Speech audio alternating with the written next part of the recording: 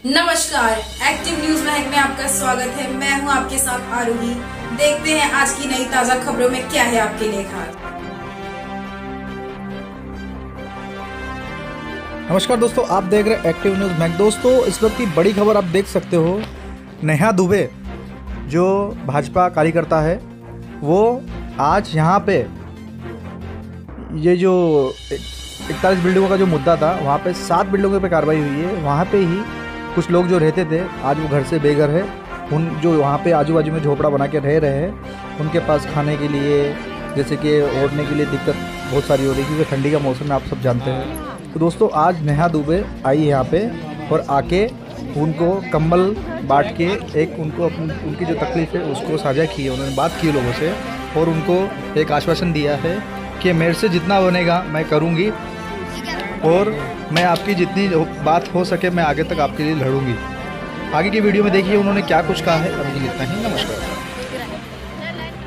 आज हमने मेरे जन्मदिन के उपलक्ष्य में हमने यहाँ पर लोगों को कंबल बांटने का, ब्लैंकेट बांटने का सोचा था और यहाँ आके परिस्थिति देखा तो अभी ऐसा लग रहा है मच्छरदानी भी बांटनी पड़ेगी, क्योंकि बहुत परिस्थिति खराब है। यहाँ पर मच्छर का भी बहुत ये है, तो इसीलिए अभी हमने आज ब्लैंकेट बांटा है। मोस्ट प्रोबेबली कल हम यहाँ पर मच्छरदानी बांटेंगे, क्योंकि माँ जीवदानी के आशीर्वाद से, जीवदानी ट्रस्ट के द्वारा यहाँ पर खिचड़ी का बंदोबस्त हो गया है, परंतु ये परमानेंट सोल्यूशन नहीं है। परमानेंट सोल्यूशन इन लोगों का होना जरूरी है। मैडम, मनपा प्रशासन ने 7 इमारतें तोड़कर सैकड़ों परिवार को बेघर कर दिया है, जो कि विभिन्न प्रकार की समस्याओं के चलते जीवन यापन पुलिस आसमान के नीचे कर रहे हैं।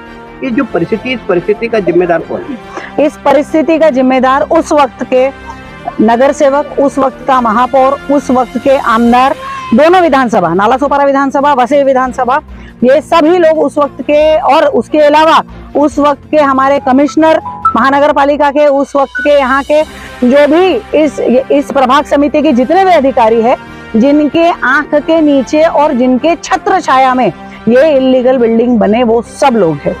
मैडम, अभी 2 दिन बाद बताया जा रहा है कि फिर से कार्रवाई होगी। अगर ऐसा ही हुआ तो फिर से हजारों परिवार बेघर होंगे। तो इन सारी जो लोग हैं, इनका स्थायी हल क्या है इनकी समस्या? देखिए कैसा है, कोर्ट का आदेश है तो कोर्ट का आदेश मानना पड़ेगा, परंतु हम लोग एक लूप होल, मतलब हर एक चीज में हम एक कॉर्नर ढूंढते हैं रास्ता निकालने का। तो रास्ता खाली एक ही है कि अगर इस हमारे स्टेट के अगर मुख्यमंत्री चाहे तो एक सुमोटो डिसीजन निकाल के एक जीआर वो पास कर सकते हैं, और वो एक जीआर पास करके इन लोगों को रिलोकेट करने का वो एक जीआर पास कर दे और इन लोगों को शिफ्टिंग दे दे कहीं पर, तो इन लोगों को शेल्टर मिल जाएगा। क्योंकि जिस तरह से हमारे यशस्वी प्रधानमंत्री मोदी जी का सपना है कि हर एक घर को, हर एक परिवार को उनका स्वयं का छत होना चाहिए, उनका खुद का निवास होना चाहिए, उसके अलावा शौचालय होना चाहिए। आज ये लोग मजबूर है कि मोदी जी के कार्यकाल के अंदर और महाराष्ट्र में इस परिस्थिति में इनको रहना, महाराष्ट्र जैसे स्टेट में इस परिस्थिति में रहना बहुत ही दुखद बात है। तो मुझे ऐसा लगता है कि आने वाले समय में भारतीय जनता पार्टी की सत्ता है, तो वो लोग शायद जल्द से जल्द इनका कुछ भी निवारण करेंगे। मैडम, आप उम्मीद जता रहे हो, वो बात आपकी अपनी जगह पर है, लेकिन वस्तुस्थिति ये है कि आज 5 दिन हो गए और ये त्वरित कार्रवाई होने के बाद किसी एक भी यहाँ के प्रभावित को महानगर पालिका ने त्वरित कार्रवाई का सर्टिफिकेट तक जारी नहीं किया कि इनका जो प्रॉपर्टी था हमने तोड़ा है जी। तो वो वस्तुस्थिति ये है। ऐसे में आप जो उम्मीद जता रहे हो, कहाँ पॉसिबल हो पाएगा धरातल पर? जी, कैसा है कि जो 35 साल से यहाँ पर सत्ताधारी थे, उन्होंने 35 साल में यहाँ पर एसआरए कानून लागू नहीं किया, परंतु जब एसआरए कानून लागू होता है तो सीधे एक्शन में आ जाती है सरकार एक्शन में आके इन लोगों की घर पट्टी, इन लोगों का लाइट मीटर, इन लोगों का पानी का बिल, ये सब कुछ देखते हुए इन लोगों को इमीडिएटली, ये लोग यहाँ के रहवासी हो जाएंगे, लीगल रेसिडेंट हो जाते हैं। उसके बाद इन लोगों को शिफ्टिंग दिया जा सकता है, जो एसआरए कानून के तहत इन लोगों को बनता है। आपने जो भी बात कहा, मेरा सवाल ये था कि इनका टूटा घर, उसका उनको सर्टिफिकेट तक अभी जारी नहीं किया गया। जहाँ पे इनका घर था वो तोड़ा गया है, वो बाद में जब शिफ्टिंग होगा तो बात की बात है। जी, मैंने खुद मेरे पत्र व्यवहार से ये कमिश्नर साहब को पत्र लिखा है, उसके अलावा ईमेल द्वारा मैंने सारे बड़े अधिकारियों को ये दिया गया है कि इमीडिएटली इन लोगों को रिलोकेट करें। अब ये इतना डिले क्यों हो रहा है, ये इसका जवाब आप खुद कमिश्नर साहब से ले सकते हैं। हालांकि आपको पता है कि वो इस वक्त ट्रेनिंग पर गए हैं। कमिश्नर साहब ने तो खुलेआम ये कहा था कि हमारे पास ऐसी कोई पॉलिसी नहीं है। नहीं, अगर कमिश्नर साहब चाहे तो जिस तरह से रेफ्यूजी कैंप्स लगते हैं, उस तरह से इनको इमीडिएटली जो सरकारी जमीन है, उस सरकारी जमीन पे इनको टेंट की व्यवस्था करके मीनवाइल इनको टेंट में रिलोकेट कर सकते हैं। और जैसे कि हमने देखा था कि कोविड के टाइम पे सबको वरुण इंडस्ट्रीज में इफेक्टिव पेशेंट्स को भेजा जा रहा था, तो वो डिसीजन कमिश्नर साहब का था, मतलब उस समय के कमिश्नर का था। अगर अभी के जो कमिश्नर है अगर वो चाहे तो सुमोटो ये डिसीजन ले सकते हैं।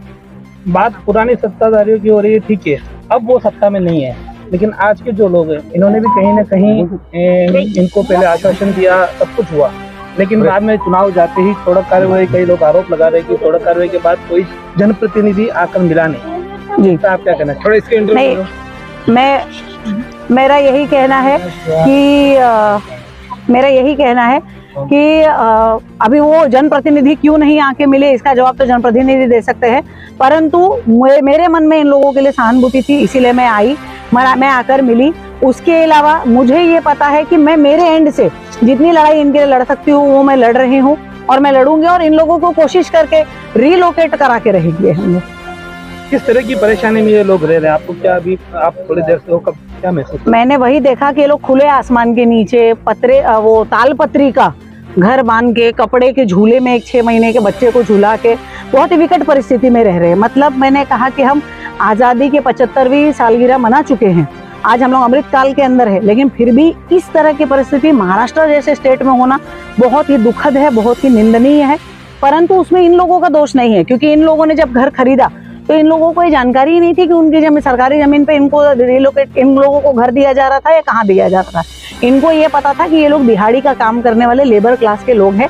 इनको ये पता था कि हम हमारा पेट काट के, क्योंकि इनको दिन का 400 रुपये, दिन का 500 रुपये, 600 रुपये के हिसाब से इनको लेबर का जॉब, वो जो कड़िया बेगारी का काम होता है, वो जॉब पे ये लोग जाते हैं और अपना काम करते हैं। तो ये लोग अपना पेट काट काट के कैसे तैसे उन लोगों ने 3 लाख में, 4 लाख में, 5 लाख में रूम खरीदा, और 15 साल बाद टूटना, तो ये इसमें इन लोगों का दोष नहीं है, उस समय के सत्ताधारी और सबसे इम्पोर्टेंटली महानगर पालिका। अगर महानगर पालिका चाह ले तो उसके अलावा कोई नहीं आ सकता जो इल्लीगल कंस्ट्रक्शन बने और इस तरह की कार्रवाई हो बाद में। अंतिम सवाल, एक तरफ यहाँ सड़क कार्रवाई हो रही है और दूसरी तरफ शहर में इल्लीगल कारोबार आज भी चालू है, जी, इस पर भी कोई अंकुश नहीं, इससे क्या करें? इस पर वही हमने भी कई बार प्रश्न उठाया है, हमने कई बार ये चीज कहा है कि धड़ल्ले से इलीगल कंस्ट्रक्शन हो रहा है। अगर आप हाईवे का पट्टा देखें तो हाईवे के पट्टे पे तो बहुत ही बड़े बड़े आलीशान 5 स्टार होटल की तरह ढाबा बन रहा है, इंडस्ट्रियल बन रहा है, केटी रिसोर्ट के यहाँ पर अगर आप देखेंगे तो वहां पर भी बन रहा है। धड़ल्ले से पूरे वसई तालुका में कंक्रीट का इल्लीगल जंगल बनते जा रहा है। परंतु उस पे भी देखिए कैसा है, इन लोगों का जब बना तब यहाँ पर आंख मूंद करके सरकार बैठी थी, जो सत्ताधारी थे, जो महानगर पालिका के अधिकारी थे, वो भी अपना कमीशन ले लेके वो लोग बैठे थे। और जैसे ही आज 15 साल बाद यहाँ का जगह मालिक जब कोर्ट गया तो कोर्ट के आदेश से टूट रहा है। लेकिन मैं आप लोगों को याद दिला दूं, हाई कोर्ट के ऐसे कई बिल्डिंगों पे आदेश है जिन पर आज भी कार्रवाई नहीं हो रही है, जिसमें से एक आलीशान बिल्डिंग है। अगर हम यहीं रोड पे से जाएंगे तो ग्रीष्मा गार्डन नाम की बिल्डिंग है।